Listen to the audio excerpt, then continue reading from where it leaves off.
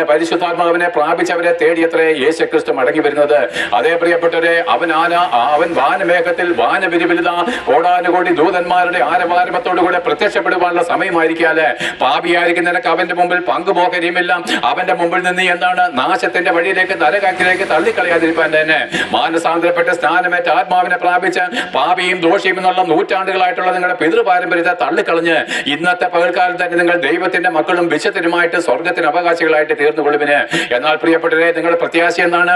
അങ്ങനെ ഒരു അനുഭവത്തിലേക്ക് വന്നു കഴിഞ്ഞാൽ എന്റെ പ്രത്യാശ എന്താണ്? വന്നിരിക്കുന്ന എന്റെ പ്രത്യാശ, ഇന്നാണ് ഞാൻ മരിക്കുന്നതെങ്കിൽ, ഇന്നാണ് യേശുക്രിസ്തു മടങ്ങി വരുന്നതെങ്കിൽ അവൻ എന്റെ ദ്രവിച്ചു പോകുന്ന ശരീരം മാറ്റി തേജസ്സും തിളക്കമേറിയതുമായിരിക്കുന്ന ഒരു പുതിയ ശരീരം തന്ന് 1000 വർഷം ഞങ്ങൾ യേശുക്രിസ്തുവിനോട് കൂടെ ഭൂമിയിൽ വാഴുകയും 1000 വർഷത്തിന് ശേഷം ലോകം അവസാനിക്കുമ്പോൾ ഞങ്ങൾ സ്വർഗത്തിലേക്ക് പറന്നു പോവുകയും ചെയ്യും.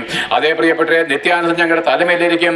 ഇനി കണ്ണുനീരില്ല, ദുഃഖങ്ങളില്ല, നിലവിളികളില്ല, രോഗങ്ങളില്ല. പ്രിയപ്പെട്ടവരെ, 1000 വർഷത്തെ ഈ ദൈവരാജ്യത്തിന്റെ ഭരണം ഞങ്ങൾ എന്താണ്? സന്തോഷത്തോടെ പൂർത്തീകരിക്കും.